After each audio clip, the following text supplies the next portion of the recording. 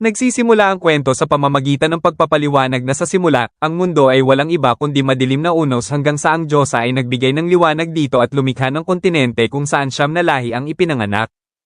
Ang mga Dragonaut, mga elf, mga duwende, mga taong hayop, mga anupol, mga centauro, mga demonyo, mga madilim na elf, at mga tao. Mayroong isang batang nagngangalang Light na masayang nagpaalam sa kanyang pamilya, ang kanyang mga magulang at mga elf, at si Yumi.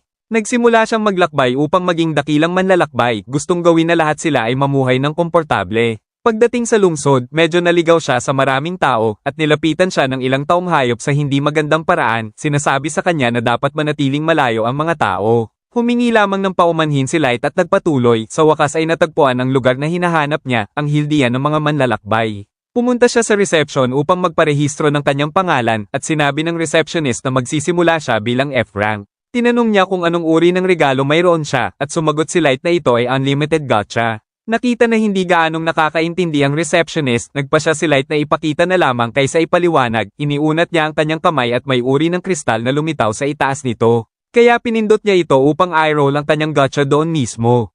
Kahit gusto niyang magpa-imprenta sa receptionist, ang nakuha niya lang ay baluktot na tinidor, lubos na walang silbi. Nakita kung gaano katahimik at hindi impressed ang receptionist, naging kaunting kinabahan si Light at nilinaw na ito ay halimbawa lamang. Sinubukan niya ulit ng ilang beses, umaasa na makakuha ng mas maganda, ngunit ang nakuha niya lang ay bulok na mansanas at amag na tinapay. Sinubukan ni Light na sabihin sa kanya na hindi karaniwan ganito, ngunit iginiit ng receptionist na dapat siyang magsimula bilang F-rank. Wala nang ibang pagpipilian, tinanong niya kung may mga trabaho ba siyang maaaring gawin kaagad. Pagkatapos mag-isip sandali, sinabi ng receptionist na ang pinakamadaling trabaho ay nakapost sa bulletin board. Nakita kung gaano siya kawala ng alam, inakala ng receptionist na si Light ay may problema sa pagbabasa dahil sa mababang literacy rate sa mga tao. Isipin yon, sinabi niya sa kanya na laging may pagtitipon ng gatong, pagbubuhat ng lupa, at pagputol ng damuhan, kahit mababa ang bayad. Walang problema si Light dito, kaya masayang tinanggap niya ang lahat ng trabahong ito, gumugol ng buong araw na nagtatrabaho ng husto upang kumita ng ilang barya. Sa pagtatapos ng araw, ang kanyang kinita ay halos sapat lamang para sa tulugan. Kaya umasa siya sa pagpull ng makakain mula sa kanyang gacha upang makakain ng kahit ano. Habang naglalakad siya sa lungsod, nakita siya ng mga taong hayop mula kanina na nagbibilang ng kanyang mga barya.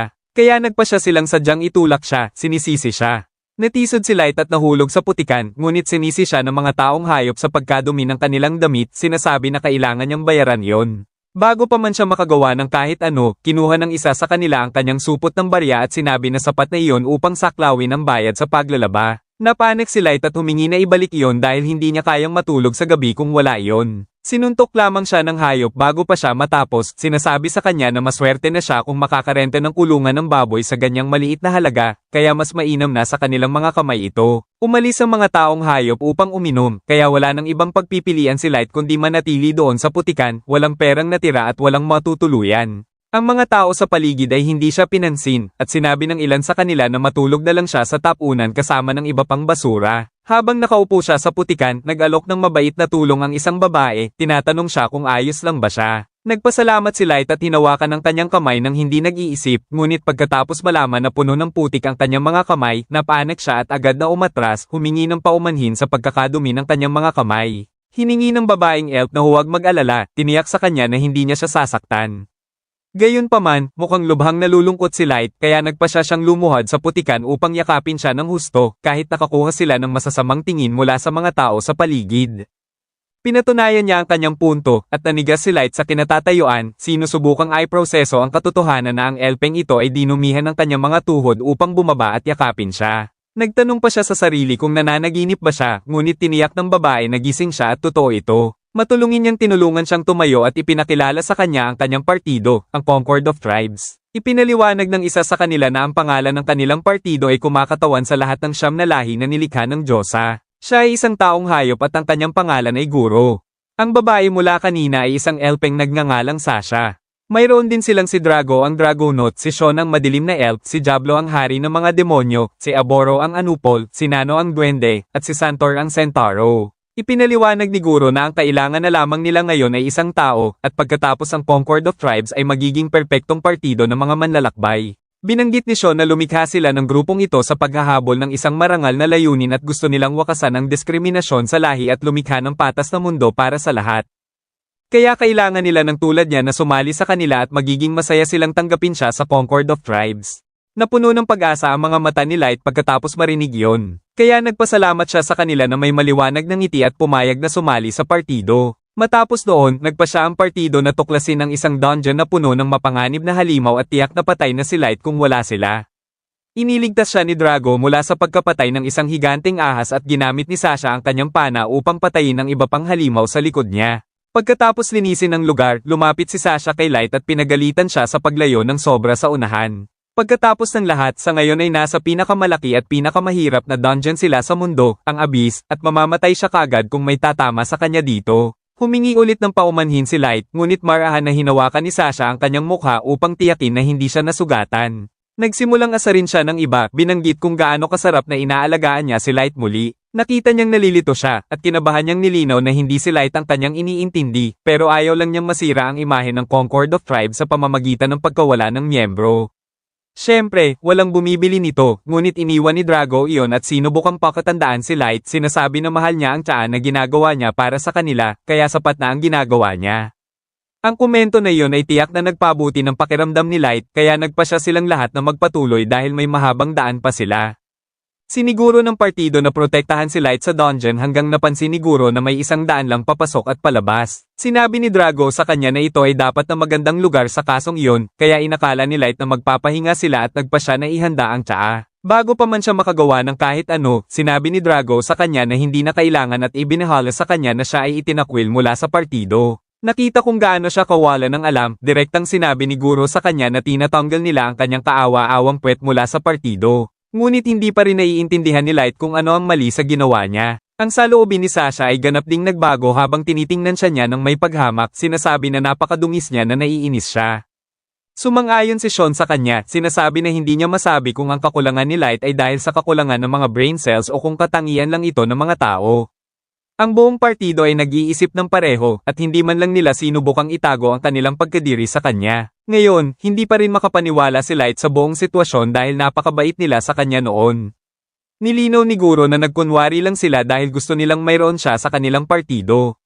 Ipinaliwanag ni Drago na may kinalaman ito sa kanyang regalo, ang Unlimited Gacha. Napansin ng kanilang mga superior ang kanyang kakaibang regalo at pinaghinalaan na maaari siyang maging maestro at kaya inimbitahan nila siya sa Concord of Tribes upang bantayan siya ng mabuti. Sinabi ni Light sa kanila na walang sense yun dahil alam na nila na ang kanyang Unlimited Gacha ay walang kwentang regalo na walang silbi. Kinumpirma ni Guro ito, sinasabi na ang kanyang regalo ay basura at mayroon siyang ordinaryong stats ng tao. Kaya, nagpa siya ang mga bigwigs na hindi siya ang maestro na nangangahulugang siya ay patay na bigat lamang. Sinabi ni Sean na sana mas mabilis na ginawa ng top brass ang desisyon na iyon dahil halata naman mula una. Binanggit ni Sasha na malaking ginhawa para sa kanya dahil kahit makuha nila ang dugo ng isang maestro, ang pag-iisip lang na pakakasalan ng isang inferior ay nakakatakot sa kanya. Sinabi ni Guro sa kanya na nakakatawa na panoorin siyang magpanggap na nagmamahal sa kanya upang panatilihin ang posibilidad na iyon, ngunit hindi pa rin alam ni Light kung ano ang pinag-uusapan nila. Binalaan sila ni Drago na masyadong marami na ang nabanggit nila, ngunit sinabi ni Guro sa kanya na okay lang dahil hindi na magsasalita si Light sa mahabang panahon. Hiningi ni Drago na tapusin na siya bago dumating ang iba pang adventurer.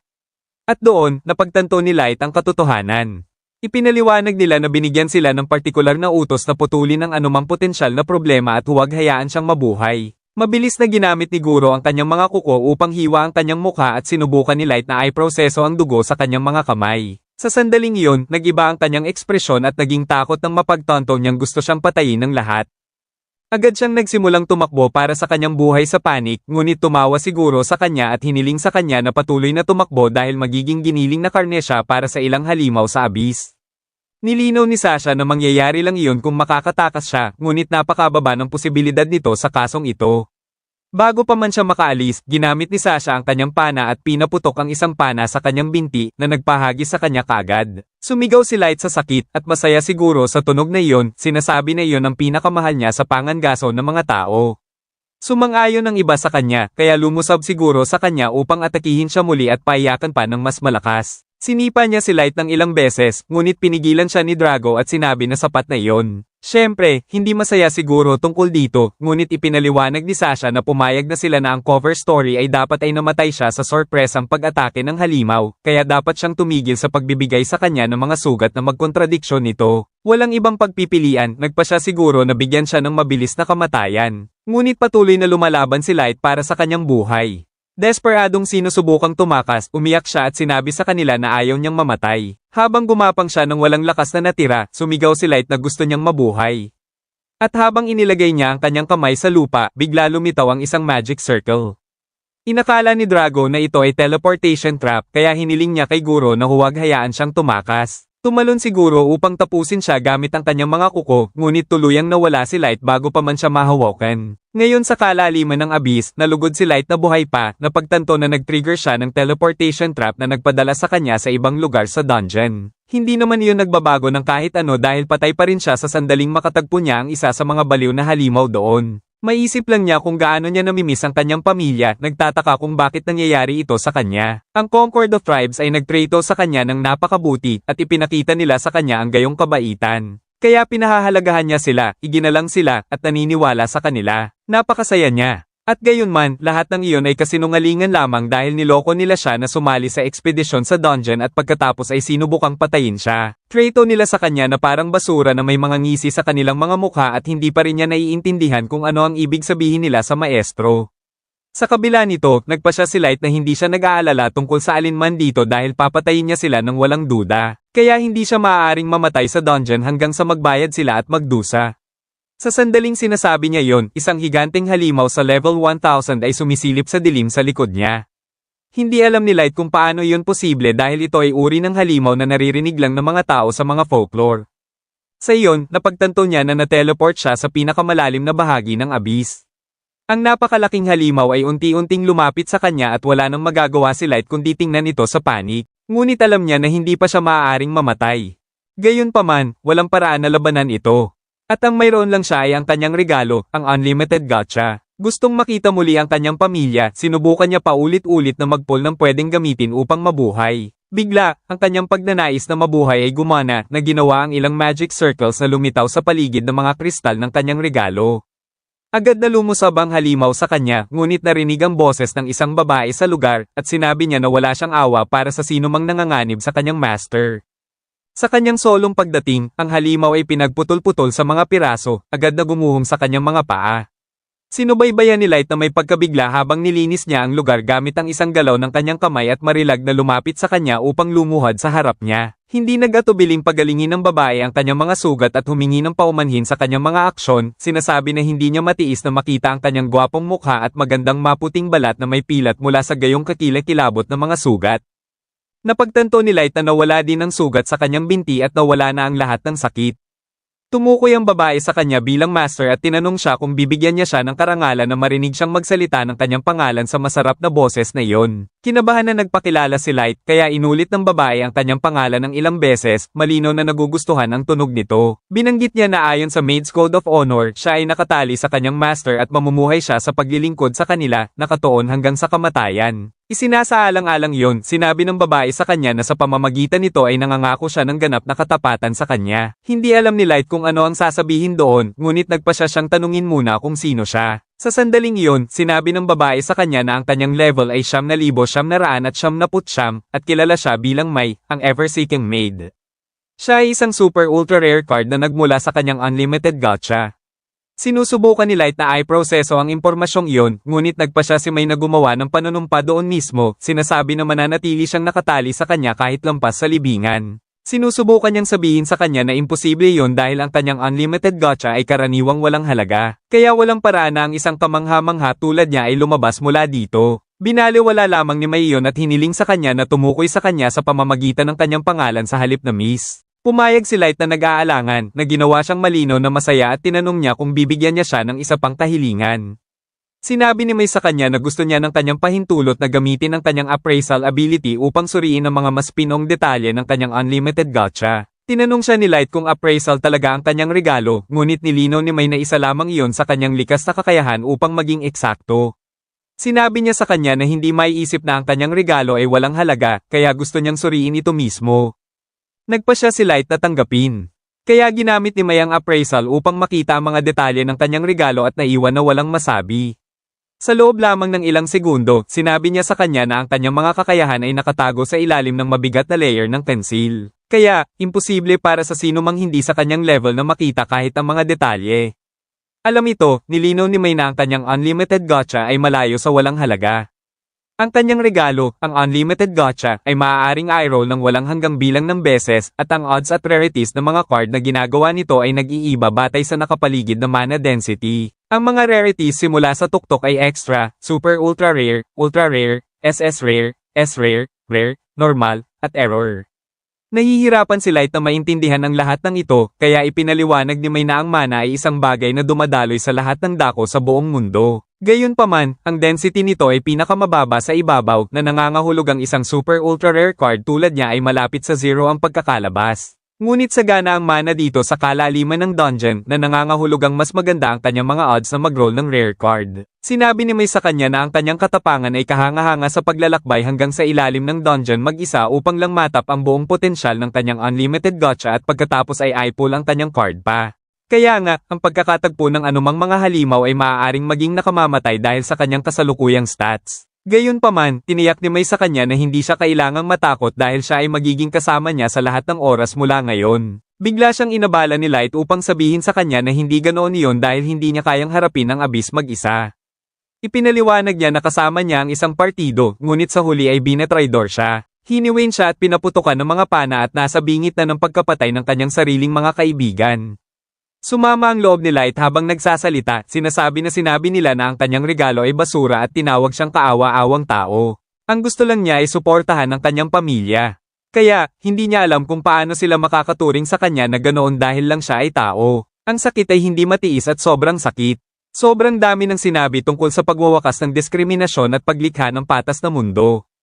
Lumuhod si Light habang umiiyak dahil sa pagkabalisa, sinasabi na hindi siya magpapahinga hanggang sa magbayad sila sa ginawa nila. Bigla siyang niyakap ni May, inilalapat ang kanyang mga braso sa paligid niya sa isang nakakaaliw na yakap. Agad na kumalma si Light at sinabi niya sa kanya na ang isang maid tulad niya ay hindi kailanman makakaintindi ng lalim ng pagdurusa na pinagdaanan niya. Gayunpaman, dapat siyang magpahinga ng may tiwala sa kanyang kapangyarihan sa kanyang disposal. Ang pagdadala ng banal na paghihiganti sa kanyang mga kaaway ay isang simpleng bagay, kaya dapat lang niyang ibigay ang utos.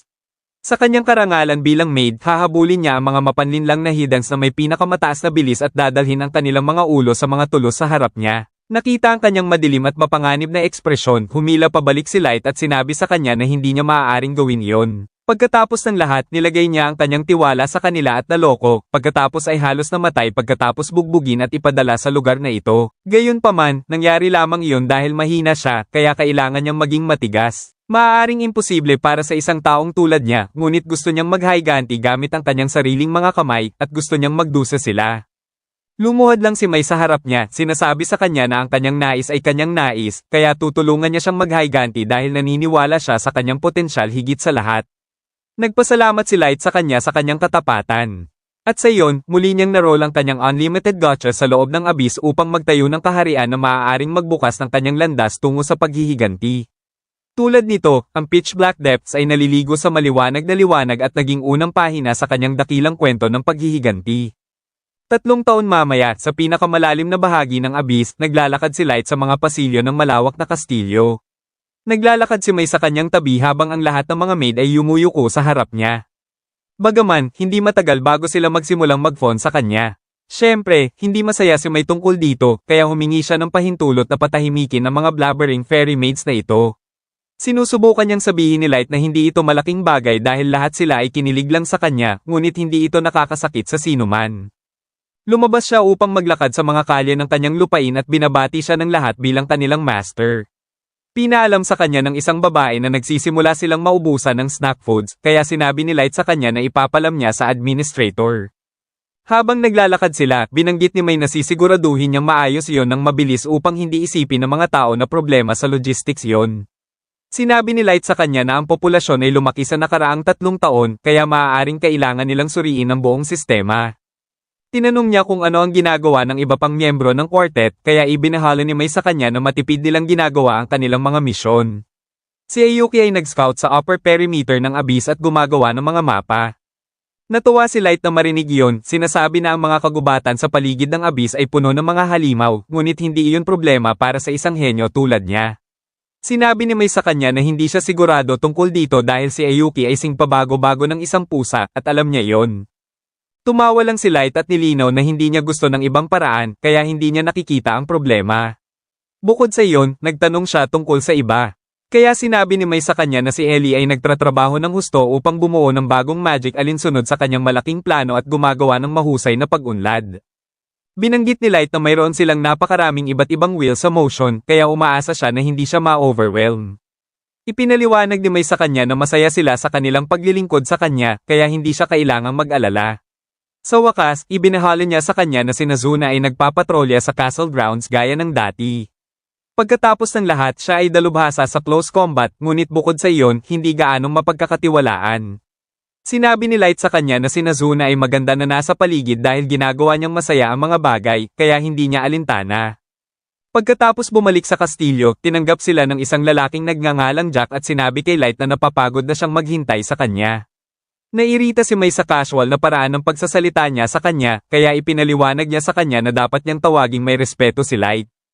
Binaliwala ni Light iyon at sinabi sa kanya na okay lang dahil nakikita niya si Jack bilang isang kapatid na lalaki. Hindi pa rin siya masaya tungkol sa iyon ngunit ibinahala ni Light sa kanya na mag-train siya sandali. Matapos doon, sa training grounds, naghanda si Light na makipaglaban kay Jack sinasabi na walang gloves ngayon. Hiniling ni Jack sa kanya na dalhin ito kaya agad na tumakbo si Light patungo sa kanya at sinuntok ang kanyang tiyan na ginawang umatras siya dahil sa lakas ng kanyang suntok. Medyo nagulat, tumawa si Jack at hiniling sa kanya na kumalma dahil ang suntok na iyon ay talagang makakapatay ng kahit sino pa. Mapalad para sa kanya, hindi sila tumatawag sa kanya na Jack the Iron-Blooded Barricade para sa wala. Ipinaliwanag ni Light sa kanya na sinabi na niya na walang gloves, kaya hindi siya magpapahinga. Gusto ni Jack ang kanyang determinasyon, kaya sumuntok din siya sa kanya, iniiwas ang lahat ng mga suntok ni Light. Sa samantala, nakikita nating si Nazuna ay masayang nagpapatrolya sa castle grounds at malinaw na nasiyahan siya sa pagsasagawa ng mga utos mula kay Light dahil ito ay talagang mahalagang trabaho. Pinuri siya ng isang grupo ng mga maid sa kanyang trabaho, sinasabi na mayroon siyang kahangahangang work ethic. Malinaw na masaya si Nazuna na marinig ang papuri at tinanong ng isa sa mga maid kung saan siya susunod na magpapatrolya. Medyo nalito siya sa tanong kaya ipinaliwanag nila na may lugar na talagang gusto nilang suriin niya para sa kanila. Ito ay isang napakahalagang at top secret na lugar at ganap na off-limits para sa kanila, kaya siya lang ang maaaring pumunta doon.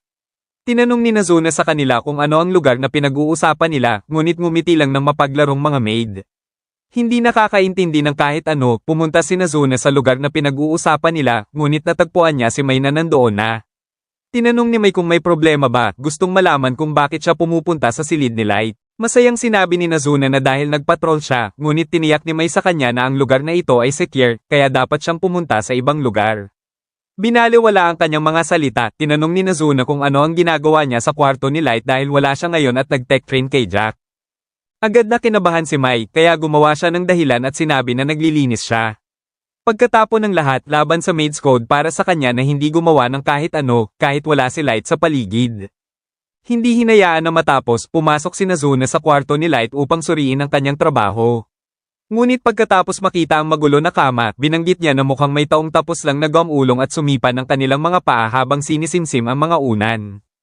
Sinusubukan ni May na kumilos ng compost at sinabi sa kanya na sinasadya niya iyon dahil bahagi ito ng kanyang natatanging bedmaking style. Walang alam gaya ng dati, nag-excited si Nazuna at hiniling sa kanya na sabihin pa ang tungkol dito, ngunit nilinaw ni May na ito ay trade secret, kaya hindi niya ito maipahayag.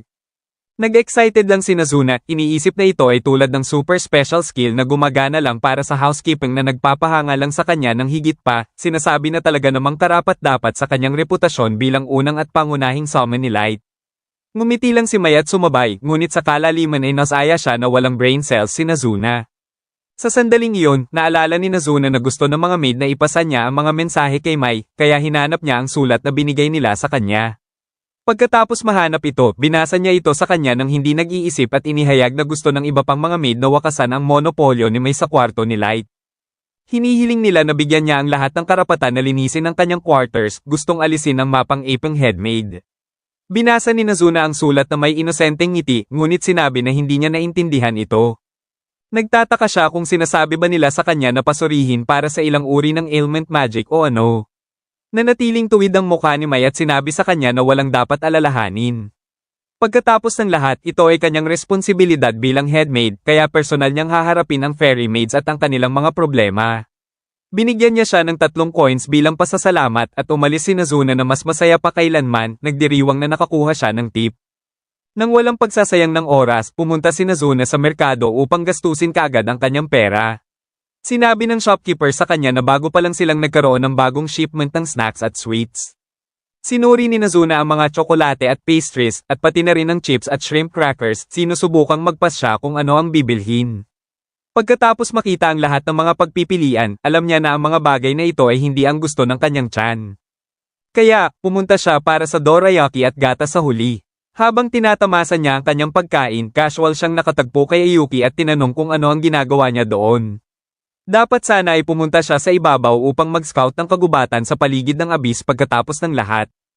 Tumugon lang si Ayuki bilang pusa, ngunit sa ilang dahilan ay inakala ni Nazuna na naiintindihan niya kung ano ang sinasabi niya. Sa kabila nito, tumanggi pa rin si Ayuki na magsalita tulad ng tao. Kaya, ipinaliwanag ni Nazuna sa kanya na hindi niya talaga maintindihan kung ano ang sinasabi niya tulad ng Master Light.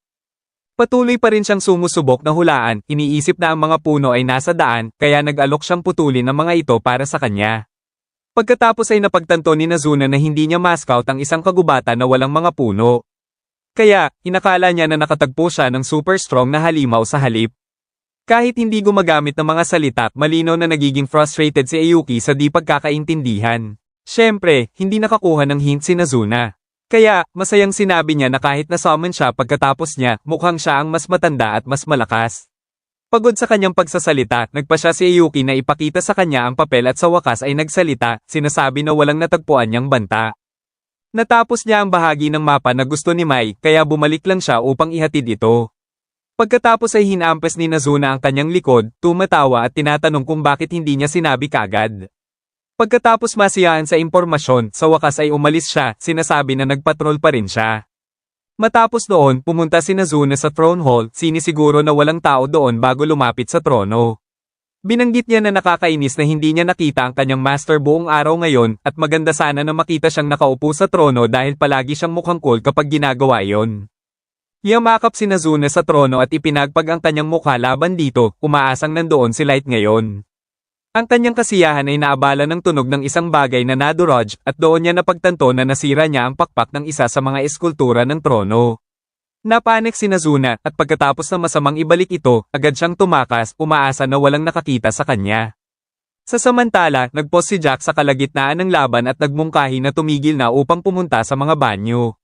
Tinanggap ni Light ang panukala, kaya pagkatapos ng mahabang araw ng training, nagpa siya silang mag-relax sa mga banyo. Binanggit ni Jack na halos na master na niya ang paggamit ng kanyang katawan bilang sandata, bagaman sinabi ni Light sa kanya na lahat ng iyon ay dahil sa kanya. Ipinaliwanag ni Jack sa kanya na ilang piling tao lang ang makakasabay sa kanya dito sa abyss, na nangangahulugang mas kakaunti pa sa ibabaw, ngunit hindi zero. Napansin ni Light ang pagbabago sa kanyang tono nang sabihin niya ang huling bahagi na iyon, kaya naging seryoso ang kanyang ekspresyon habang sinasabi sa kanya na alam niya. Pagkatapos ng lahat, ang surface world ay puno ng mga hindi alam, kaya hindi siya magpapabaya kahit ano dahil kailangan niyang makita ang kanyang paghihiganti hanggang sa dulo. Sa isa pang eksena, nakikita natin na si Mai ay may meeting sa 4 na fairy maids na sumulat ng sulat mula kanina. Malinaw na natatakot sa kanyang awtoridad, sinusubukan ng mga maid na magkunwaring tanga, ngunit binasa ni Mai ang sulat na isinulat nila salita-salita upang ipaalala sa kanila kung ano ang mali sa ginawa nila. Dahil nasaksak, wala nang ibang pagpipilian ng mga maid kundi yumuko at humingi ng paumanhin sa kanilang mga aksyon. Hiniling ni Mai sa kanila na ipaliwanag ang kanilang sarili, ngunit sinusubukan lang nilang maghanap ng dahilan, sinasabi na gusto nilang tumulong na gawing mas magaan ang kanyang pasanin dahil lagi siyang abala. Siyempre, hindi bumibili si Mai sa kanilang dahilan at sinabi na mas masahol pa na hinayaan nilang ihatid ni Nazuna ang mensahe sa halip na sabihin ito sa kanyang mukha. Ang mga maid ay nagsisi na sa kanilang kasunduan at inihayag na ginawa nila ito dahil alam nilang ang headmaid ay talagang sumusubok ng malalaking simoy mula sa kama ng master. Ginawa ni May ang kanyang makakaya upang manatiling composed at sinabi sa kanila na ang kanilang mga hinihingi ay tinanggihan. Bukod pa riyan, simula ngayon, itinatalaga niya silang apat na maglinis ng hallway na papunta sa throne room at dapat nilang gawin ito gamit lamang ang kanilang mga kamay. Agad na sinubukan ng mga maid na magprotesta, sinasabi na imposible ang gayong bagay. Gayunpaman, sinabi ni May sa kanila na maaari at gagawin nila ito dahil ang daan ng maid ay nagsisimula sa isang hakbang. Tulad ng pag-akyat sa level 500 ay nagsisimula sa pagsisikap, ibinahali niya sa kanila na malapit na siyang pumunta sa ibabaw sa isang misyon para kay Light. Kaya, inaasahan niya na lahat sila ay magsusumikap sa kanyang kawalan. Ang apat na fairy maids ay walang ibang pagpipilian kundi tanggapin, alam na kailangan nilang sundin ang kanyang mga utos. Sa samantala, pumunta muli si Nazuna sa merkado upang makita ang isang piraso ng armor na gusto niya. Casual na nakatagpo siya ni Ellie at tinanong kung naghahanap ba siya ng candy o ano. Kaya itinuro ni Nazuna ang piraso ng armor. Pagkatapos ay tinanong niya kung ano ang ginagawa niya doon dahil inisip niya na wala siya at gumagawa ng construction o nagsasagawa ng inspection sa ibang lugar. Sinabi ni Ellie sa kanya na ang lahat ay napakaganda na may sapat na oras siya sa kanyang mga kamay upang bumalik. Malinaw, ang dalawa sa kanila ay nagsimulang mag-away gaya ng dati, at sinabi ni Ellie sa kanya na ginawa siya ni Light na pangunahing bahagi ng kanyang mga plano para sa paghihiganti, hindi tulad niya at ng kanyang maliit na utak. Nilinaw ni Nazuna na abala siya sa pagpatrol, ngunit ipinagmalaki ni Ellie ang katotohanan na nakibahagi siya sa tsaa kasama si Light upang ipaalam sa kanya ang pag-unlad ng kanilang mga plano noong nakaraang araw. Tiniyak ni Ellie sa kanya na mag-book siya ng pribadong silid para sa hapunan nila sa susunod at magkakaroon sila ng nocturnal entertainment. Malinaw na na-miss ni Nazuna ang innuendo, kaya nagreklamo lang siya at sinabi na gusto rin niyang magtsaa kasama si Light. Tinanong siya ni Ellie kung gusto lang ba niya ng tea part, ngunit hindi pa rin naiintindihan ni Nazuna kung ano pa ang naroon. Sinusubukan niyang ipaliwanag na ang ibig niyang sabihin ay isang bagay na magsasanhi na mag-apoy ang selos. Nakita ang kawalang alam ni Nazuna, sinabi ni Ellie sa kanya na hindi siya sigurado kung tanga lang ba siya o bata pa. Inakala ni Nazuna na nagseselos siya sa kanyang mga kasanayan, kaya binanggit niya na alam niya na mahina siya sa close quarters combat kahit na napakagaling niya sa magic. Kaya kung magkakaroon siya ng problema, maaari siyang humingi ng tulong sa kanya kahit kailan. Hindi makapaniwala si Ellie kung gaano siya kahanga-hanga, ngunit nagpa siyang sumama at sinabi kay Nazuna na tatawagin niya ang favor balang araw. Malinaw na nasiyahan, bumalik si Nazuna sa kastilyo upang ipagpatuloy ang kanyang patrol duty, at sigurado na si Ellie na siya ay tunay na natatangi. Sa kabilang banda, ang mga maid ay patuloy na nagreklamo tungkol sa parusa na nakuha nila. Higit pa sila sa galit tungkol sa hindi patas na estilo ng pamamahala ng headmaid, nararamdaman ang inggit at pagkadiri. Sa kabila ng lahat ng kanilang mga reklamo, alam nila na si May ay karaniwang hindi mahawakan, kaya halos wala silang kapangyarihan laban sa headmaid. Ang apat sa kanila ay nagsimulang mag-fantasize tungkol sa paglilinis ng kwarto ni Light sa halip na si Mai, at sinabi pa nila na tiyak nilang kukunin ang kanyang ginamit na mga kagamitan at didilaan ang mga ito hanggang malinis. Ang headmaid ay may talagang abala na schedule, kaya hindi nila maintindihan kung bakit hindi lang niya hinayaan silang gawin ang paglilinis.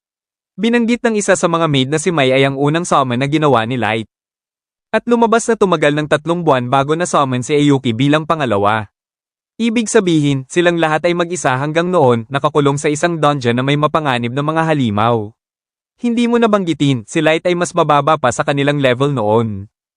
Kapag inilarawan nila ang sitwasyong iyon sa kanilang mga ulo, agad na nagsimulang mag-freak out sa inggit ang mga maid, sinasabi na ang headmaid ay napakaswerte. Bigla, nagpa siya ang apat na maid na subukang gawing makapangyarihang sumpa ang kanilang galit na inggit na makakapatay sa headmaid. Gayunpaman, ang kanilang ritual ay naabala ni Mai na sinabi na dumaan siya papunta sa kanyang paglabas nang marinig niya ang ilang piling salita na tila nakatutok sa kanya. Lahat sila ay napaka-intense sa pag-chant ng salitang mamatay, kaya gusto niyang ipaliwanag nila kung bakit. Ang mga maid ay nanginginig sa takot at agad na sinabi ng isa sa kanila na nangako siya ng ganap na katapatan sa kanya. Sumabay ang iba, sinasabi na lagi silang tumingin sa kanya bilang kanilang mentor at kapatid, at gusto nilang maging kanyang mga minion mula bago pa man sila na-summon. Sa kabila ng kanilang halatang kasinungalingan, inulit lang ni Mai ang chanting na narinig niya. Kaya ang mga maid ay naramdaman na nasaksak at inamin na nakakaramdam sila ng kaunting inggit. Pagkatapos ng lahat, siya ang unang na-summon ni Light. Nilinaw ni Mai na walang obligasyon siyang ibahagi ito, ngunit para sa 3 buwang bago na summon si Ayuki, gumugol si Light ng buong oras sa pagbabasa ng lahat ng uri ng mga aklat at pagsasanay ng bawat uri ng martial art. Walang oras kailanman para sa kanila na gumawa ng alinman sa mga vulgar na bagay na kanilang pinapantasya. Inamin ni May na ang dahilan kung bakit siya dumaan dito ay dahil naramdaman niya na baka masyadong mahigpit siya sa kanila at marahil ang kanyang mga utos ay hindi makatwiran. Gayunpaman, malinaw na nagkamali siya at dahil may sapat na oras sila na sampain siya, malinaw na may oras sila na gawin ito. Walang ibang pagpipilian, ang fairy maids ay nagsimulang maglinis ng throne room, alam na kailangan nilang tapusin ito sa umaga. Hindi pa nila alam kung makakagawa nila ito sa oras. Ngunit sa gitna ng kanilang pagmamadali, ang pakpak ng eskultura na nasira ni Nazuna ay nahulog nang sinubukan ng isa sa kanila na linisin ang trono. Habang nagpapanik sila, si Nazuna ay payapang nakahiga sa kama, ganap na walang alam at masaya lang sa isa pang matagumpay na araw ng pagprotekta sa kapayapaan, tulad ng utos ng kanyang master. Medyo disappointed pa rin siya na hindi niya nakita siya kahit kailan, at dahil doon ay nakakaramdam siya ng pagkabigo. Kung binigyan lang siya ng utos, pupunta siya sa ibabaw at dadaanan ng lahat ng mga losers doon ng walang duda. Ngunit malinaw na hindi mangyayari iyon. Walang ibang pagpipilian, natulog si Nazuna, umaasa na makita si Light kinabukasan, man lamang, tulad ng kanyang hiniling. Kinabukasan, habang nag-aaway siya kay Ellie, nakatagpo sila ni Light sa training grounds. Tumalon si Nazuna sa kaligayahan, alam na natupad ang kanyang hiling. Bagaman tiniyak ni Ellie sa kanya na hindi si Light dumating upang makita siya. Habang nagsimula silang magbanter muli, nagpa siya si Light na haplasan si Ayuki tulad ng pusa, nakikita siyang napaka-cute.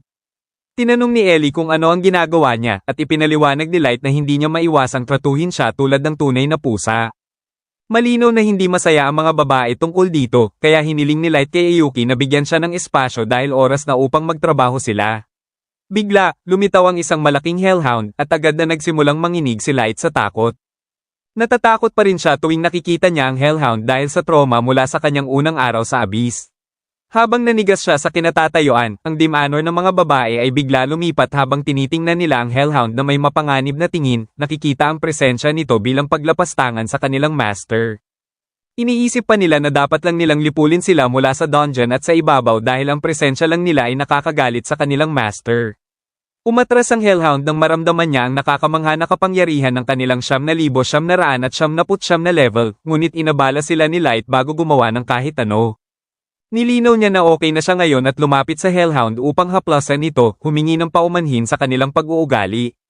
Alam ni Light na kahit binigay niya ang utos na nakakatawa, tiyak na lilipulin ng mga babae ang lahat para sa totoo, ngunit hindi iyon ang gusto niya. Nang walang pagsasayang ng oras, ibinahali niya sa kanila na nakakuha siya ng balita mula kay Mai, kaya oras na upang ipatupad ang plano. Kumain ng biktima ng pain, kaya umaasa siya sa kanila na pumunta at maghain ng kanyang unang putahe ng paghihiganti na 3 taon sa paggawa. Sa isa pang eksena, nakikita natin siguro sa Beast Folk Federation, ang lungsod ng mga lobo, kung saan lahat ng Beast Folk ay nagpapakita ng malaking paggalang sa kanya. Tinatamasa lang niya ang lahat ng papuri na nakukuha niya araw-araw at nakikita ang lahat ng iba bilang mga piyen lamang. Habang naglalakad siya sa lungsod, nakita niya ang isang batang tao na naghahagis sa basurahan, kaya hindi siya nag-atubiling lumapit sa kanya upang sipin siya at dumura sa kanyang mukha, ganap na walang dahilan. Inuutusan lang ni Guro na manatiling malayo sa kanyang paningin at pagkatapos ay pumunta sa isang bar kasama ang kanyang pack, nagbabayad ng pagkain at inumin ng lahat dahil inaangkin niya na mayroon siyang maraming pera. Pinupuri siya ng lahat ng kanyang mga kasama kung gaano siya ka-cool, sinasabi na siya ay idol sa mga tulad nilang mga mababang uri. Nakikita siyang pumunta mula sa slum orphan tungo sa malapit ng maging pack leader ay talagang nakaka-inspire para sa kanila at hindi nila maiwasang humanga sa kanya. Nilinaw ni Guro na hindi ito madali, kaya kailangan nilang matuto ng matalinong mga paraan upang gamitin ang instinctual perception na ipinanganak ang Beast Folk. Sinabi ng iba sa kanya na ang sa kanya ay lampas sa iba dahil kahit ang mga dragonot ay yumuyuko sa kanyang mga kasanayan. Ipinaliwanag ni Guro na lahat ay nasa ilong at ang kapangyarihan ng amoy dahil kailangan niyang ayusin ang mga maayos na trabaho mula sa mga gnarly na mga ito ayon sa kanilang amoy. Kaya naman umabot siya sa big time sa pamamagitan lamang ng pagtanggap ng mga tunay na magaganda, kasama ang trabaho na iyon mula 3 taon na ang nakakaraan. Alam ng lahat na pinag-uusapan niya ang Concord of Tribes, kaya tinanong nila kung anong uri ng trabaho iyon. Ngumiti siguro at ipinaliwanag sa kanila na hinihiling ng Federation ang kanyang pagiging lihim doon. Humingi ng paumanhin ang iba at nagpa siya na patuloy lang na uminom, ngunit iniisip ni Guro ang nangyari 3 taon na ang nakakaraan, alam na iyon ang pinakamasarap na trabaho. Pagkatapos ng lahat, kailangan lang niyang patayin ang isang kaawa-awang batang tao na pinaghinalaan nilang maaaring maging maestro, at ngayon ay mayaman at sikat na siya. Medyo nag-alala siya na hindi nila natagpuan si Light pagkatapos ma-teleport, ngunit sigurado siya na walang paraan na nabuhay siya. Gayunpaman, gusto niyang malaman pa tungkol sa maestro na ito. Bawat bansa sa mundo ay napaka-frantic na hanapin, ngunit alam niya na ang paghukay ng mas malalim ay mapanganib. Habang tinatamasa ng lahat ang mga inumin, bigla lumitaw si May upang abalahin ang party, tinatanong siguro kung siya ang dating miyembro ng Concord of Tribes. Kinumpirma ni Guro ito, kaya nagpakilala si Mai, sinasabi sa kanya na namumuhay siya sa paglilingkod kay Light bilang kanyang pinakatapat na maid. Sa loob ng ilang panahon ngayon, hinahanap niya ang kinaroroonan ng kanyang master dahil siya ay isang mahalagang tao ng marangal na pinagmulan. Malinaw na hindi bumibili siguro nito, kaya sinabi niya sa kanya na hindi niya niloloko ang sinuman sa kwentong iyon. Nilinaw ni May na hindi niya maihayag ang mga detalye, kaya hindi siya maaaring magtanong pa. Nanatiling tahimik siguro habang nag-iisip, alam na dapat ay hinukay ng mga bigwigs ang bawat posibleng detalye kay Light at hindi siya nagsalita ng salita tungkol sa pagiging mula sa nobility. Ngunit sa tsansang ito na sinasabi ng babaeng ito ang katotohanan, maamoy na niya ang maraming pera. Sinabi ni Guro sa kanya na nahihirapan pa rin siyang lunukin ito at nilinaw ni May na naglalakbay siya sa buong mundo sa paghahanap kay Light. Kamakailan lang niya na lamang sumali siya sa isang partido ng mga adventurer, ngunit kasama din ito ang balita na namatay na siya sa abyss. Kaya gusto niyang ihatid siya dahil gusto niyang suriin ang lugar kung saan huling nakita si Light na buhay para sa kanyang sarili. Binalaan siya ni Guro na ang gayong bagay ay may kasamang maraming panganib, ngunit sinabi ni May sa kanya na handa siyang bayaran siya para sa kanyang tulong. Lahat sa silid ay nabigla nang magbukas si May ng briefcase na puno ng purong ginto, ngunit medyo kainahinala kay Guro. Hindi pa rin siya makapaniwala na si Light ay mula sa ilang maharlika na pamilya, at medyo kakaiba na babayaran lang niya siya para sa escort. Gayunpaman, kahit na ipagpalagay na ito ay patibong, alam niya na ang isang babaeng tao ay hindi nagdudulot ng gaanong banta. Kaya nagpasya siyang tanggapin ang deal, sinasabi na ang pera ay hindi man factor dahil si Light ay parang kapatid sa kanya. Ipinagmalaki ang kanyang posisyon, sinasabi na nakatingin siya sa hinaharap na pinuno ng Wolf Tribe, kaya tipunin niya ang pack ng kanyang pinaka-elite na mga lalaki at ihatid siya sa dungeon na puno ng panganib na kilala bilang Abyss. Ngumiti si May at nagpasalamat sa kanya na may mga luha sa kanyang mga mata, nagpapanatili ng perpektong akto buong oras para sa kanya na kumain ng pain. Namuhunan siguro at ang kanyang pack ng isang buong buwan upang dalhin siya sa bahaging iyon ng Abyss at nagkunwari si May na pagod at walang kakayahan. Nakita siya sa ganoong paraan, siguro na ito ay magiging madaling trabaho at sisiguraduhin niyang maabot niya ang kanyang layunin ng walang gasgas upang lang sirain siya sa itaas ng libingan ni Light. Pagkatapos nilang maabot sa wakas ang lugar kung saan di umano'y namatay si Light, sinabi ni Guro sa kanya na nakuha sila ng pack ng mga halimaw at hiniwain si Light at pagkatapos ay nasalo siya sa isang teleport trap at hindi na nila siya nakita muli. Pinapanatili ni May ang kanyang akto at umiyak para kay Light.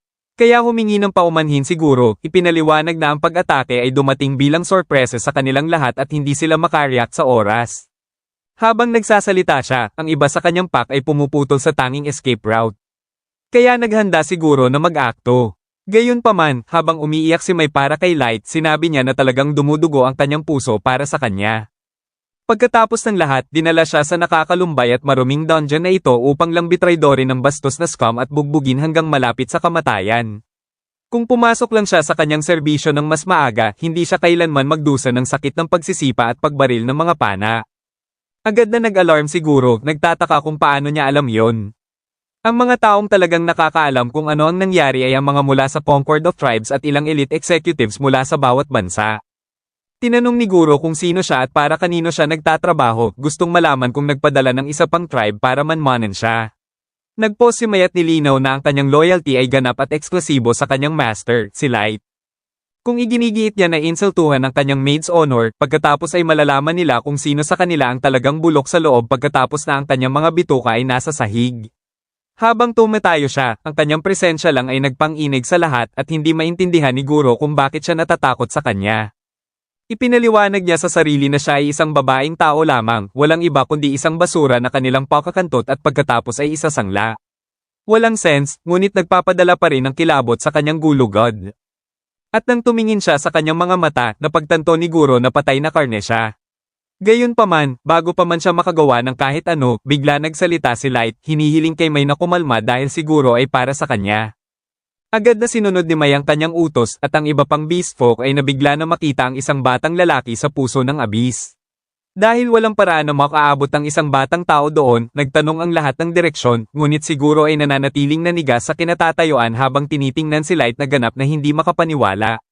Nagpasya si Light na ihayag ang kanyang mukha, inilalantad ang pinakamasamang bangungot ni Guro habang kinukumpirma ang kanyang pagkakakilanlan.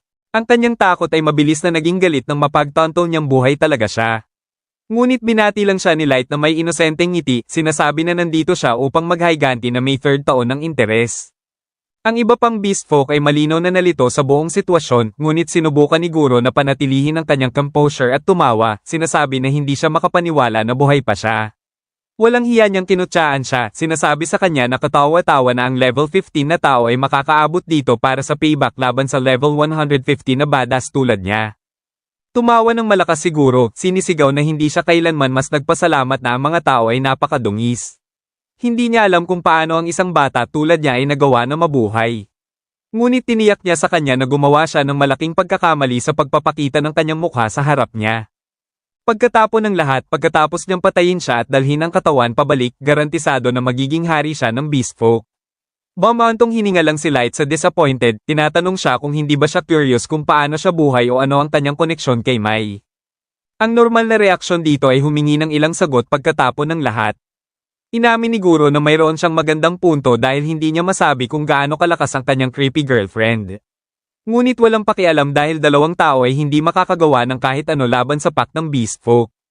Bukod pa riyan, ang lahat sa kanyang pack ay higit sa level 130 at siya ay walang iba kundi ordinaryong tao na may walang kwentang regalo. Tinataya rin niya na swerte lang na nabuhay siya dahil ang maliit na misi ay nag-save sa kanya. Hindi itinanggi ni Light ito dahil bahagyang totoo. Ngunit hindi na gumastos siguro ng oras pa at ipinadala ang kanyang pack laban sa kanya. Gayunpaman, sa sandaling tumalon silang lahat patungo sa kanya, ang lahat ng kanilang mga ulo ay lumipad sa loob ng mas mababa sa isang segundo salamat kay May na masipag na protektado ang kanyang master.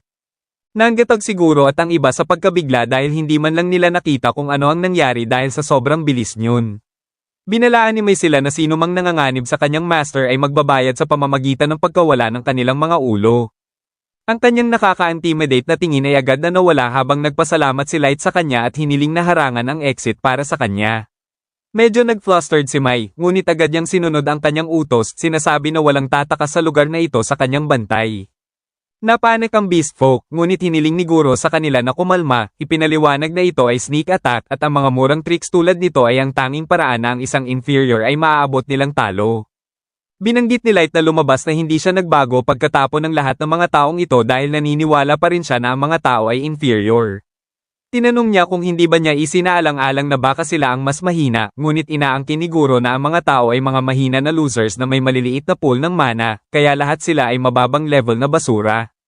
Nagpasya siyang ipakita sa kanila kung ano ang tunay na kapangyarihan, inihayag na siya ay level 158. Kalmado sinabi ni Light sa kanya na ang mga level na karaniwang naabot ng bawat lahi ay nag-iiba ng malaki, at ang kasamang diskriminasyon ay ang nagdulot ng malawak na paghamak para sa mga tao. Kinumpirma ni Guro ito, sinasabi na ang beast folk ay mas mataas sa food chain, lampas sa kung ano ang kakayahan ng mga tao. Tinanong ni Light kung paano dalawa sa kanyang mga tao ay patay ngayon sa kasong iyon. Ngunit hindi alam ni Guro kung paano tumugon, kaya sinabi lang niya na marahil gumamit sila ng magic item o ano. Nairita siguro sa paraan ng pagtingin ni Light sa kanya, kaya siya at ang kanyang pack ay agad na tumalon sa kanya upang atakihin. Gayunpaman, madaling binugbog sila ni Light nang walang pagsisikap at tumingin sa kanila, tinatanong kung tapos na ba sila. Unti-unting tumayo siguro, kumukulo sa galit, at ipinaliwanag sa kanya na mas mahusay siya kaysa sa isang dungis na maliit na tao tulad niya. Sa pagkakataong ito, sa halip na atakihin muli, hinailan ni Guro ang isang magic marble at sinabi sa kanya na aalisin niya ang tingin na iyon sa kanyang mukha. Nang walang pagsasayang ng isa pang segundo, itinapon niya ang marble sa lupa upang mag-summon ng Mob East na yumanig sa buong lugar. Tumawa siguro ng may tiwala, sinasabi na ito ang kanyang ace in the hole, isang level 500 Fenrir. Lahat sa pack ni Guro ay namangha na makita ang gayong makapangyarihang lihim na sandata, ngunit bumantong hininga lang si Light sa disappointment muli, sinasabi na ang level 500 ay nakakahabag na mahina. Siyempre, inakala ni Guro na siya ay baliw lang na sabihin ang gayong bagay. Kaya hiniling niya sa kanya na magmakaawa na para sa kanyang buhay, gusto niyang umiyak at umungol tulad ng ginawa niya 3 taon na ang nakakaraan. Sa kanyang pagkagulat, tinanong lang ni Light kung dalhin na niya ito, sinasabi na hindi siya kikilos ng isang paa mula sa kinatatayuan niya kaya maaari niyang gawin ang gusto niya. Nairita siguro sa kanyang pagsalungat kaya tinanggap niya at nagpa siya na papatayin lang ng kanyang Fenrir siya hanggang sa mawala.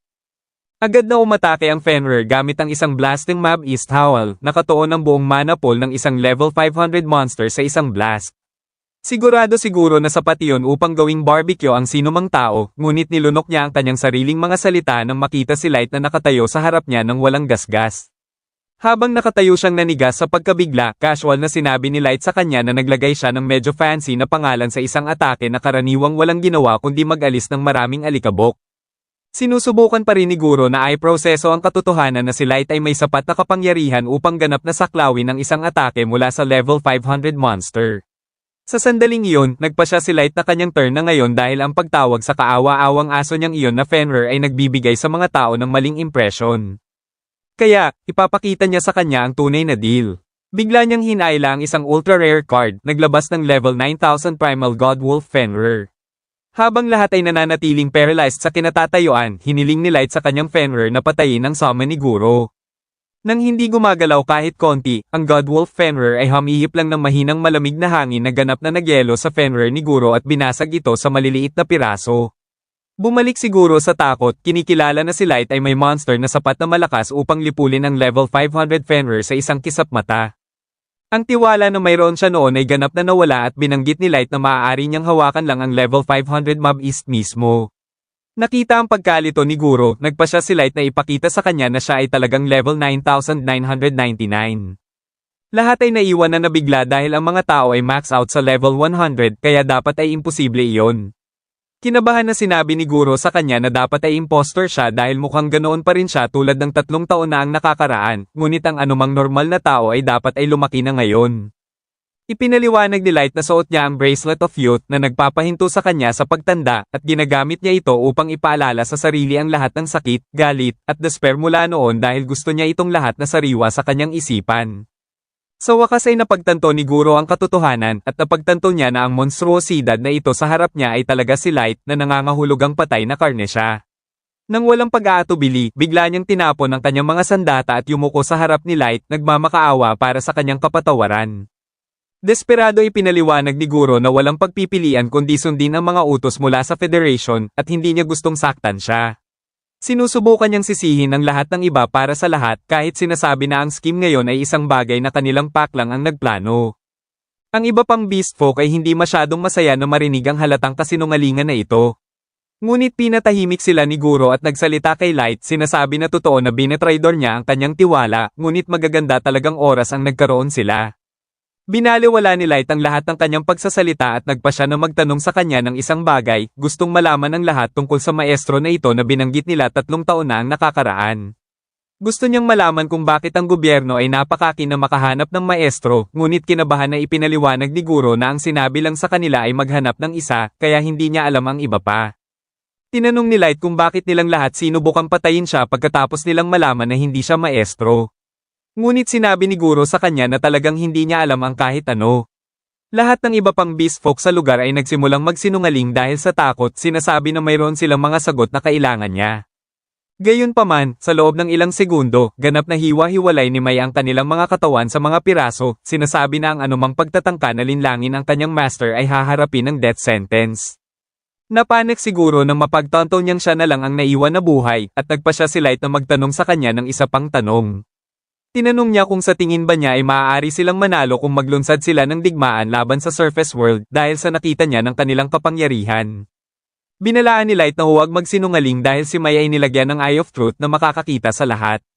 Ganap na takot, inamin ni Guro na ang labanan ay tiyak na mapupunta sa kanyang pabor sa simula dahil sa malaking halaga ng kapangyarihan na mayroon siya. Gayunpaman, kahit gaano kataas ang kanyang level, isa pa rin siyang tao at ang iba't ibang bansa ng mundo ay gumugol ng maraming taon sa pag-iimbak ng mga sandata, armor, at mga espesyal na item. Pagkatapos nilang tipunin ang mga iyon laban sa kanya, kahit siya ay maaaring magkaroon ng mahirap na oras. Madaling tinanggap ni Light ang kanyang sagot, sinasabi na iyon eksaktong ang inakala niya. Dahil mayroon lamang na isang tao ay maaaring gawin sa battlefield. Mayroon pa siyang higit pang mga tanong para kay Guro, ngunit nagpa siya siyang mag-teleport muna gamit ang teleport card na pag-aari niya. Naghanda siguro sa kanyang sarili sa takot at pagkatapos buksan ang kanyang mga mata, napagtanto niya na siya ay nasa isang malawak na palasyo na hindi pa niya nakita. Ang buong hukbo ng mga hayop, mga dragon, fairy maids, living armors, at iba pang species ay yumuyuko sa pagdating ni Light, nagpapakita ng paggalang sa kanilang master. Ganap na paralyzed siguro habang sinusubaybayan si Light na nakaupo sa trono at hinihiling sa lahat na tumayo at ipakita ang kanilang stats. Lahat ng iba't ibang uri ng mga halimaw ay nagpakita ng kanilang stats, inihahayag ang mga level na mula 8,000, 9,000 hanggang 6,000. Mayroong level 5,000 living armors at isang trio ng level 7,777 knights, kasama si Jack. Ang buong hukbo ng living armors ay level 1,500 at ang ilang iba pang lahi ay level 3,000.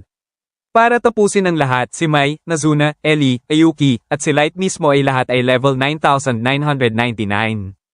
Sinabi ni Light kay Guro na ito ang mga puwersa na naipon niya sa nakaraang 3 taon. Nakita ang lahat ng ito, ang balahibo ni Guro ay agad na naging kulay abo at siya ay malinaw na higit pa sa takot. Ngumiti lang si Light at nagpa siya na magtanong muli ng kanyang tanong, gustong malaman kung sa tingin ba niya ay may magandang pagkakataon siya na manalo kung pupunta siya sa digmaan sa mga bansa ng Surface World. Hindi man lang makapagtipo ng lakas ng loob siguro na magsalita, ngunit ang kanyang mukha ay nagsasabi kay Light ng lahat ng kailangan niyang malaman. Binati siya ni Light, sinasabi na kumita siya ng gantimpala ng pagluluwag sa sakit at despair na mas masahol pa sa kamatayan. Sa sandaling iyon, napagtanto ni Guro na siya at ang Concord of Tribes ay ang nagbigay ng buhay sa monstruosidad na ito, isa na maaaring tapusin ang mundo sa pagbagsak ng sombrero. Kinikilala niya si Light bilang Lord of Destruction. At habang lumalabas ang mga luha mula sa kanyang mga mata, tinanong ni Guro kung sinusubukan ba niyang maging Diyos. Sinabi lang ni Light na gusto niya ang tunog niyon, ngunit ang isang tao ay nagtago ng katotohanan mula sa kanya para sa mga dahilang mabuti o masama. Kung kukuha siya ng landas tungo sa pagiging altruistic god o demonic monarch ay depende sa iyon. Pagkatapos ng lahat sa kanyang regalo, maaari niyang bigyan ng blessings at fortune o ilubog ang lahat sa kamatayan at despair.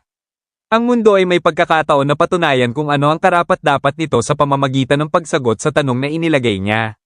Kaya ngayon ang kanilang marcha mula sa abyss tungo sa ibabaw ay magsisimula. Nang sa wakas ay pumunta si Light sa ibabaw, tumakbo siyang excited sa kanyang hometown, gustong makita sina Els, Yumi, at ang kanyang mga magulang pagkatapos ng napakahabang panahon. Gayunpaman, sa loob ng 2.5 taon na kinailangan upang siya ay bumalik mula sa abyss, ang kanyang hometown ay nawasak ng mga puwersa na hindi alam. Ngayon, 6 na buwan mamaya, ang tanging saving grace ay ang mga katawan ng kanyang mga kapatid ay hindi kailanman natagpuan, kaya dapat ay buhay sila, at iyon ang huling pag-asa na maaari niyang kapit.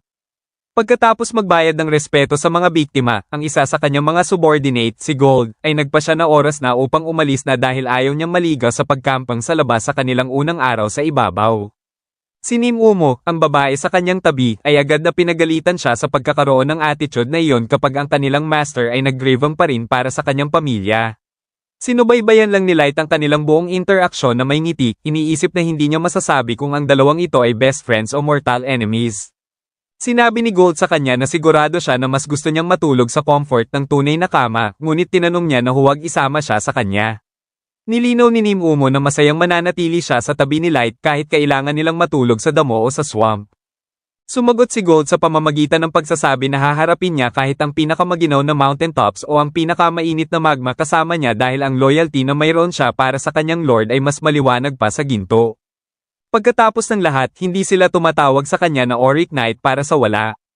Gayunpaman, maliban kung gusto niyang siya ay pagod mula sa masamang tulog sa gabi, dapat nilang iwasan ang kampang. Sa wakas ay kinikilala ni Nim Umo na tama siya, at sinabi ni Light sa kanila na maaari nilang alalahanin ang lodging mamaya, kaya magtutuon lang sila sa pagtitipon ng intel sa ngayon. Bagaman natutunan nila na ang kanilang mga puwersa ay maaaring makipaglaban sa surface world, magiging hanggal na direktang marcha sa digmaan pagkatapos ng lahat. Sumang-ayon si Gold sa kanya, sinasabi na kung alam niya ang kanyang kaaway at alam ang sarili, hindi siya kailangang matakot sa resulta ng 100 labanan. Inakala ni Nim Umo na ang kanilang layunin ngayon ay matutunan ng military might ng bawat bansa. At kinumpirma ni Light ito, sinasabi na tumataya siya na ang pagkawasak ng kanyang hometown ay konektado sa katotohanan na pinaghinalaan siya ng maestro. Talagang gusto niyang malaman kung ano ang gumagawa sa maestro na karapat-dapat sa pagbubo ng gaanong dugo. At ang pag-iisip lang tungkol dito ay nagpapakulo ng kanyang dugo. Habang ang lupa ay yumanig sa ilalim ng kanyang mga paa dahil sa kanyang galit, binanggit ni Light na kung ang katotohanan sa likod ng lahat ay mapangwika na masama, pagkatapos ay gagawin niya ang mundo na ito sa nasusunog na hellscape. Kahit si Nim Umo ay medyo nag-alala nang makita niya sa ganong estado, at sinabi ni Gold sa kanya na kailangan niyang pigilan ang ganong uri ng galit kapag nasa bayan sila dahil maaari itong pumatay ng bloke. Mabilis na kumalma si Light at humingi ng paumanhin, sinasabi na magiging maingat siya. Pagkatapos noon, ginamit niya ang kanyang skill upang maglabas ng fool's mask at isinuot ito sa kanyang mukha upang itago ang kanyang pagkakakilanlan. Sa iyon, nagpaalam si Light sa kanyang mga magulang at sa wakas ay umalis kasama ang kanyang mga subordinate. Habang lumilipad sila sa susunod na destinasyon, tinanong ni Nim Umo si Light kung ano ang kanilang unang order ng business sa Dogges. Hiniling ni Gold sa kanya na mag-ingat kung paano niya tinatawag siya at ipinaliwanag ni Light sa kanya na hindi siya si Light kapag nasa ibabaw sila at pumupunta siya sa pangalan na Dark. Mabilis na humingi ng paumanhin si Nim Umo sa pagkakamali at sinabi ni Gold sa kanya na malinaw na hindi nila magagamit ang kanyang tunay na pangalan dito kung hindi man ang Concord of Tribes ay makakahabol sa kanila. Pagkatapos malinaw yon, ibinahala ni Light sa kanila na magpaparehistro siya ng Dark bilang adventurer at pagkatapos ay itataas ang kanyang rank sa pamamagitan ng paggawa ng mga quest dahil hahayaan siya nyo na mag-pinch ng impormasyon mula kahit sa mas malalaking isda. Kaya magtutuon lang sila sa pagtaas ng kanyang adventurer rank sa ngayon. Sumang-ayon sina Gold at Nim Umo sa kanya at matapos noon, nakikita nila ang isang bagay sa horizon. Inakala nila na ito ay Dogges, kaya nagpa siya si Light na bumaba at magpatuloy sa paa mula doon. Sa loob lamang ng ilang minuto, nakita nila ang isang grupo ng mga dwarf na sinusubukang nakawin ang karwahe ng isang tao. Ang kawawa na lalaki ay naghihingi lang na huwag saktan ang kanyang anak ngunit malinaw na wala silang pinakamabuting intensyon. Kinumpirma ni Light na hindi ito civilized dito sa itaas at sa sandaling iyon, ang makintab na armor ni Gold ay nakakuha ng atensyon ng dwarf. Agad na pinagalitan siya ni Nim Umo, ngunit tumawa lang si Gold, sinasabi na hindi siya magiging Auric Knight kung walang sparkles na ipapakita. Hiniling ng mga dwarf sa kanila na ipakita ang kanilang sarili, nagbabanta na papatayin ang tao at ang kanyang anak. Kailangan lang ni Light na magsabi ng isang salita, at sa loob ng ilang segundo, lahat ng mga dwarf ay nakatali salamat kina Gold at Nim Umo. Parehong nabigla ang lalaki at ang bata na makita kung gaano sila kalakas at nag-alok siya na bigyan sila ng ride sa Dogges sa kanyang karwahe upang pasalamatan sila. Excited na binanggit ng bata na hindi pa niya nakita ang mga tao na maaaring talunin ng mga dwarf ng napakabilis noon, kaya dapat ay super strong sila. Dahil papunta sila sa Dogges, sinabi ng lalaki na ang kanilang layunin ay tiyak na pumasok at tuklasin ang dungeon dahil dapat ay sikat na adventurer party sila. Nilinaw ni Light na wannabe adventurers pa lang sila na hindi pa official, at kaya gusto nilang bisitahin ang Dogges upang makapagparehistro sa guild at itaas ang kanilang rank. Medyo nabigla sila sa impormasyong ito, ngunit sinabi ng lalaki sa kanya na tiyak na pupunta sila sa tamang lugar. Pagkatapos ng lahat, ang Dogges ay ang pinakatimugan lungsod ng Dwarf Kingdom, at ito ay nasa border mismo sa Human Kingdom sa silangan at ang Elven Queendom sa kanluran. Bagaman maraming dispute sa pagitan ng bawat bansa, ang kalidad ng dungeon dito ay mataas at nakakaakit ng maraming adventurers, na ginagawang medyo masagana ang lungsod na ito sa kabila ng rural status nito. Maraming mga tao ang nagtitipon dito na salamat na nagpapahintulot sa kanya na magpatakbo ng hotel na nakatuon sa kanila. Pagkatapos ng sandali, sa wakas ay nakarating sila sa Dogges, kaya ibinaba sila ng lalaki sa entrance ng lungsod. Bago umalis, nagpakilala siya bilang colonel at hiniling sa kanila na dumaan sa kanyang hotel kung plano nilang manatili sa gabi. Pagkatapos nilang maghiwalay, binanggit ng bata na medyo kakaiba para sa mga newbies tulad nila na maging napakalakas at sumang-ayon si colonel, sinasabi na ang kanilang sitwasyon ay dapat ay natatangi. Sina Nim Umo at Gold ay sa wakas ay nakakakuha ng pagkakataon na makita kung ano ang mga surface cities dahil unang pagkakataon nito sa ibabaw para sa parehong kanila. Binanggit ni Gold na tila maraming mga tindahan na nagbebenta ng mga sandata at armor sa paligid dito. Ipinaliwanag ni Light na dahil sa lahat ng adventurers, hindi mo nabanggitin ang Dwarf Kingdom ay nag-specialize sa blacksmithing. Pagka nasa guild na, kinumpirma nila na ito ang sinasabi nila tungkol sa karamihan ng aspiring adventurers na tao. Gayunpaman, napansin din nila na halos nag-cower sila sa harap ng iba pang lahi na nangangahulugang ang mga tao ay minatrato ng masama dito rin. Nang pumunta sila sa reception upang magparehistro si Light bilang Dark, agad na gumawa ng gulo si Nim Umo, sinisigaw na ang kanyang master ay hindi F-rank material. Sinabi ng receptionist sa kanya na ang lahat ay nagsisimula mula sa parehong rank dahil yun lang ang patakaran. Hindi pa rin tumitigil si Nim Umo, sinasabi na si Dark ay dapat na exception sa patakarang iyon dahil siya ay ultimate master lampas sa iba pa. Tumangging muli ang receptionist at sa pagkakataong ito, yumuko si Light upang humingi ng paumanhin sa pag-uugali ng kanyang companion, sinasabi na masaya siyang magsimula mula sa F-rank. Pagkatapos niyang matagumpay na magparehistro sa guild, umiyak si Nim Umo sa pagsira ng sobra na ang kanyang master ay kailangan na humingi ng paumanhin para sa kanya. Hindi nag-atubiling asarin siya ni Gold, pinagpipilitang ipaalala, ngunit sinubukan ni Light na tiyakin siya upang itigil ang pag-iyak. Matapos noon, nagpa siya silang pumunta sa hotel ni Colonel, at sinabi ni Light sa kanya na gusto niyang upahan ang buong top floor para sa isang buwan. Matulungin din niyang hiniling na walang mag-step doon sa loob ng kanilang pananatili, kasama ang kanyang staff. Nag-alok si Light ng malaking halaga ng gold coins upang bayaran ang lahat ng abala, ngunit mabilis na tumanggi si Colonel na tanggapin ito, sinasabi na hindi niya maaaring tanggapin ang pera mula sa kanya sa mabuting budi pagkatapos niyang iligtas ang kanilang mga buhay. Sa kabila nito, hiniling ni Light sa kanya na isaalang-alang ito bilang isa pa sa kanyang mga kahilingan. Kaya nagpa siya si Colonel na tanggapin ito at sinabi sa kanya na aayusin niya ang lahat ayon sa kanyang mga nais.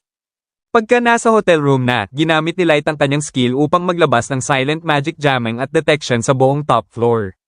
Sa iyon, sa loob lamang ng ilang segundo, malinis na sila ng anumang problematic magic items na magsusubaybay o makikinig sa kanila. Hiniling ni Light sa kanila na mag-relax, ngunit sinabi ni Nim Umo sa kanya na naiintindihan niya ang dahilan kung bakit niya pinili na mag-parade bilang adventurer sa surface world. Gayunpaman, sa kabila ng kanyang dakilang lakas, laging may posibilidad na maaari siyang masaktan dito sa itaas, kaya maaari niyang madaling nanatili sa abyss at binigyan sila ng utos na hawakan ng mga bagay sa halip. Ang kamay ni Light ay bigla naging kamao, at inabalan niya siya upang tanungin kung sinusubukan ba niyang ihiwalay siya sa kanyang sariling revenge plan.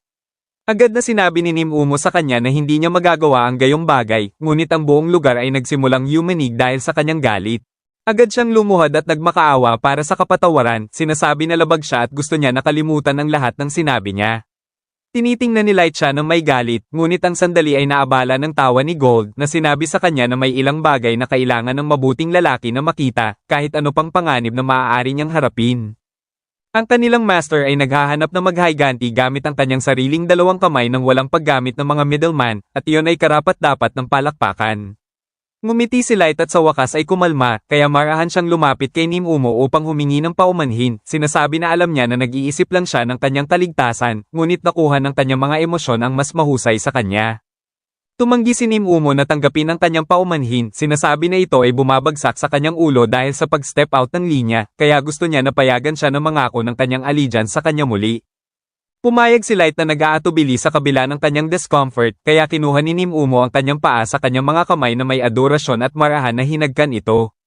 Alam ni Light na ang halik sa paa ay kilala bilang malalim na kilos ng paggalang, at iyon ang hinihingi ng maraming pinuno mula sa kanilang mga followers, ngunit napaka-embarrassing na hindi siya fan ito. Ang sandali ay bigla na abala ni Gold na binanggit kung gaano kangki ang tingin nito. Sumunod ang sandali ng katahimikan, ngunit hindi matagal bago sumigaw si Nim Umo sa kanya, tinatanong na huwag gawing ilang uri ng perverted na bagay ang kanyang pagpapakita ng devotion kay Light. Tahimik na umatras si Light habang nagsimula silang mag-away sa isa't isa, gaya ng dati, ayaw na makisali. Kinabukasan, ang tatlo ay pumunta sa lively market, nakikita ang iba't ibang bagay na ibinebenta nila. Binanggit ni Light na talagang mukhang lively, kaya ang dungeon ay dapat na maganda gaya ng sinasabi nila. Ang may kintab na armor ni Gold ay malinaw na nangingibabaw, kaya ang mga tao sa paligid nila ay nagmurmur ng mga bagay tungkol sa kanya at si Nim Umo para sa kanyang hitsura. Binanggit din ng ilang tao ang freaky mask ni Light at alam ni Light na ito ay perpektong fit para sa kanyang dark persona, ngunit baka medyo nangingibabaw ito ng konti. Pagkatapos ng sandaling paglalakad, sa wakas ay nakita nila ang napakalaking linya ng mga taong naghihintay na pumasok sa dungeon. Binanggit ni Gold na wala talagang mga elves sa paligid at ipinaliwanag ni Light na ang kakulangan ng mga elves ay dahil sa katotohanan na ang Dwarf Kingdom at ang Elven Queendom ay kasalukuyang may dispute tungkol sa kung sino ang may claim sa dungeon na ito. Pinuri siya ni Nim Umo habang niyakap siya mula sa likod, sinasabi na lagi siyang may mga sagot para sa lahat.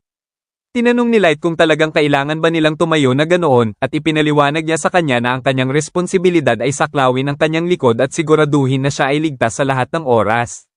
Sa sandaling iyon, tatlong tao sa mga hood ay bigla nagputol ng linya. Kaya tiningnan sila ni Light ng mabuti. Alam niya na ang isa na nagdadala ng bag ay dapat nakatulong at ang iba ay tila decently trained, ngunit may maraming openings. Gayunpaman, ang lalaki sa harap ay nagdadala ng kanyang sarili na may hindi kapani-paniwalang sharpness sa kabila ng obviously hefty weapon sa kanyang likod, kaya dapat ay seasoned fighter siya. Ang mga bata sa likod ng tatlong nakahod na tao ay medyo thrown off pagkatapos makita silang halatang nag-cut ng linya at nagtataka sila kung dapat ba nilang sabihin ang isang bagay. Takot pa rin sila tungkol sa posibilidad na sila ay mga Dragonaut o ano, alam kung gaano kasuklim nila ang mga tao. Napansin ni Light ang kanilang conflict, kaya nagpa siya siyang makisali, sinasabi sa mga tao sa hoods na ito ay for na mag-cut ng linya na ganoon. Ang lalaki na may napakalaking sandata sa kanyang likod ay tumingin sa kanya at tinanong kung nagsasalita ba siya sa kanya. Binaliwala ang kanyang pagtatangka ng intimidation, binanggit ni Light na hindi niya nakikita ang iba pang line cutters dito. Binalaan siya ng lalaki na hindi niya alam kung sino ang kinakalabanin niya. At sinabi lang ni Light sa kanya na malino na hindi niya alam dahil nakatakip ang lahat ng kanilang mukha. Kahit na ipagpalagay na siya ay sikat, yun pa ang mas dahilan na hindi siya dapat gumawa ng gayong social faux pas. Tumawa si Gold at sumang-ayon sa kanya, sinasabi na tiyak na masasaktan ang kanilang reputasyon. Sinabi ni Nimumo sa kanila na nakakaabala sila, kaya kailangan nilang pumunta sa likod ng linya maliban kung masyadong tanga lang sila upang maintindihan kung paano gumagana ang mga linya. Agad na hinawakan ng lalaki ang kanyang sandata, sinasabi na walang kasuklam-suklam na taong uod na maaaring magsalita sa kanya na ganoon. Mabilis na pinigilan siya ng kanyang kasama, hinihiling sa kanya na pigilan ang sarili dahil ang paggawa ng eksena ay hindi magiging prudent. Ipinaliwanag din niya sa kanya na ang paggamit ng kanyang espada ay magiging overkill. At sa iyon, nagpa siya ang lalaki na sumuko. Pumunta ang tatlong nakahod na tao sa likod ng linya, ngunit binalaan ng lalaki si Light na maaalala nila sila. Humingi ng paumanhin si Light sa iba pang tao sa linya sa paggawa ng gayong gulo, ngunit sumigaw ang lahat at sinabi sa kanya na tama ang ginawa nila. Nagpasalamat sa kanya ang mga bata mula kanina sa pag-step up, sinasabi na hindi nila mapupuwersa ang lakas ng loob na sabihin ang kahit ano dahil sa takot na magsimula ng laban. Hiniling ni Light sa kanila na huwag mag-alala tungkol dito at nilinaw na nagtaas lang sila ng issue dahil sa self-interest. Pagkatapos ng lahat, ang pag-cut ng linya ay nakakaapekto sa lahat ng naghihintay, kaya walang dahilan para pasalamatan nila siya. Bigla, tinanong ng isa sa mga bata si Gold kung ang kanyang armor ay talagang gawa sa ginto dahil malino na curious siyang malaman. Pinagalitan siya ng ibang mga bata sa pagiging nosy, ngunit ang mga tao sa paligid ay talagang gusto ring malaman. Tumawa si Gold at naghanda na magyabang tungkol sa sarili, ngunit mabilis na inabala siya ni Nimumo at sinabi sa lahat na ang kanyang armor ay ganap na peke. Nilinaw niya na walang kwenta na gumawa ng armor mula sa isang bagay na singlambot ng ginto. At sinabi ng bata mula kanina na siya ay attention hog lang na may tacky outfit sa kasong iyon. Mabilis na tinaakpan ng kanyang kaibigan ang kanyang bibig at humingi ng paumanhin sa kanyang pag-uugali, ngunit hiniling ni Light sa kanya na huwag mag-alala tungkol dito. Ipinaliwanag niya na ginagamit ni Gold ang kulay na iyon para sa kanyang armor upang sumisimboluhin ang kanyang dedikasyon sa Code of Knighthood. Kinumpirma ni Gold ito, sinasabi na walang mas mahusay na kulay upang kumatawan sa shining example na itinakda niya para sa lahat ng knights. Alam din ni Light na tutulong ito sa kanila na makakuha ng notoriety bilang adventurer party. Tinanong ng isa sa mga bata kung ito ba ang kanilang unang pagkakataon na tuklasin ang dungeon dito, at inamin ni Light na sapat na malinaw na masasabi nila. Sinabi ng bata sa kanya na ang mga floor ng partikular na dungeon na ito ay mas malawak pa kaysa sa iba, kaya karaniwan para sa mga adventurer na mag-camp sa loob. Gayunpaman, napansin niya na wala silang anumang kagamitan para doon, kaya naisip niya na ito ay dapat na kanilang unang pagkakataon. Nagpasalamat si Light sa kanya sa pagpuno sa kanila, ngunit binaliwala ito ng bata at humingi ng paumanhin sa kawalan ng kakayahan na maging mas kapaki-pakinabang sa kanila lampas sa iyon. Pagkatapos pumasok ng mga bata sa dungeon, binanggit ni Gold na hindi niya alam na ang kakulangan ng kagamitan ay magbibigay sa kanila ng ganoon kadali. Ipinaliwanag ni Light na masyadong sanay sila sa paggamit ng item box para sa storage, kaya tinanong ni Nimumo kung dapat ba silang magdala ng ilang peking luggage upang mukhang bahagi.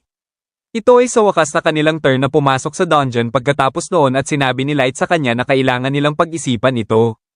Sinusubaybayan ni Nimumo ang kanilang kapaligiran at sinabi na ito ay kanyang unang pagkakataon sa anumang dungeon bukod sa Abyss, ngunit medyo kakaiba kung paano umiiral ang mga ito sa buong mundo sa iba't ibang hugis at laki. Binanggit ni Gold na ang leader kid mula sa party na nakilala nila kanina ay sinabi na ito ay partikular na malawak. Sinabi ni Light sa kanila na kakailanganin nilang suriin ang dungeon core upang malutas ang misteryo sa likod ng lahat ng mga ito, ngunit napatunayan na imposible kahit para kay Ellie. Ang mga dungeon ay puno ng mana na lumalaki ang lakas habang mas malalim ang pagbaba nila. At ang kapangyarihan na iyon ay maaaring gamitin upang lumikha ng iba't ibang bagay, kasama ang mga halimaw at mga bitag, na gumagawa ng walang hanggang mga posibilidad. Pagkatapos ng sandaling paglalakad, nakarating sila sa isang open land na may mga bundok at lumilipad na mga nilalang. At sa iyon, kinumpirma nila na ang mga dungeon ay kanilang sariling mundo, isa na ganap na iba mula sa ibabaw. Ibinahala ni Nim Umo kay Light na hindi niya nararamdaman ang sinuman sa loob ng kanilang agarang kapaligiran. Nang walang pagsasayang ng oras, ginamit niya ang kanyang regalo upang maglabas ng 3 SSR cards, Clairvoyance, Conceal, at Flight. Salamat sa ito, madali silang lumilipad sa itaas ng lupa, gumagamit ng Clairvoyance upang hanapin ang susunod na floor, habang gumagamit ng Conceal upang iwasan ang mga kaaway at Flight upang lumipat sa pinakamaikling ruta. Sa samantala, ang nakahod na lalaki mula kanina ay naglalabas ng kanyang mga frustration sa mga halimaw ng dungeon. Inaangkin niya na siya ay ang pinakabata, pinaka-elite warrior sa White Knights ng Elven Kingdom na kumita ng accolades ng mas mabilis kaysa sa sinuman dahil sa kanyang sheer genius. Nagpakilala siya bilang Keo, ang legendary hero na may dugo ng maestro. Muli, ang kanyang kasama, si Yanok, ay sinubukang pakalmayin siya.